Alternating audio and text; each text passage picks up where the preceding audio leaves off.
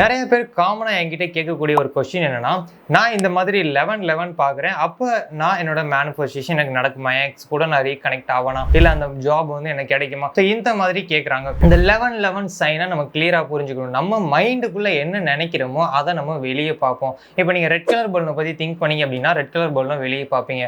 அதே மாதிரி ஒரு பிளாக் ஃபாரஸ்ட் கேக்கை பற்றி நீங்கள் திங்க் பண்ணீங்கன்னா ஃபோன்லேயோ இல்லை ரியாலிட்டிலேயோ இல்லை வெளியவோ அந்த பிளாக் ஃபாரஸ்ட் கேக்கை பற்றி பார்ப்பீங்க.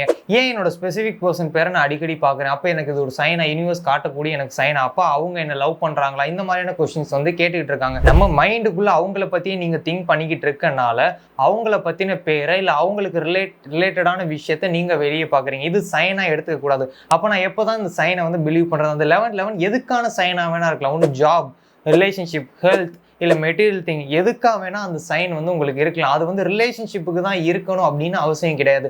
அப்போ நிறைய பேர் இதை மிஸ் அண்டர்ஸ்டாண்ட் பண்ணி 11-11 அதை பற்றியே திங்க் பண்ணிட்டு இருக்கனால ஒரு கட்டத்துக்கு மேலே சைனையே மேனிஃபெஸ்ட் பண்ண ஆரம்பிச்சிடுறாங்க. அப்போ நான் எப்படி சைனை ரெகனைஸ் பண்ணுறது? மைண்டை காம் பண்ணிட்டு ப்ரெசென்ட்டில் லிவ் பண்ணுங்க. உங்களுக்கு இன்ட்யூஷன் ஆக்டிவேட் ஆகும். அந்த இன்ட்யூஷன் ஆக்டிவேட் ஆனோன்னா உங்களுக்கே இது கரெக்டான சைன், கரெக்டான ஆப்பர்ச்சுனிட்டின்னு தெரிஞ்சு நீங்கள் அதுக்கான ஆக்ஷன் எடுத்து வைப்பீங்க. அதனால ப்ரெசென்ட்டில் லிவ் பண்ணுங்க. எல்லாருமே இதை பண்ண மாட்டோம். லா ஆஃப் அட்ராக்ஷன் நான் எதுக்கு ப்ரெசென்ட்டில் லிவ் பண்ண விஷுவல் பண்ணா போதில்லைன்னு நினைக்கிறாங்க. அப்படி கிடையாது. ப்ரெசென்ட்ல லிவ் பண்ணுங்க. உங்களுக்கு இன்ட்யூஷன் ஆக்டிவேட் ஆகும். உங்களால சைனை ரெகனைஸ் பண்ண முடியும்.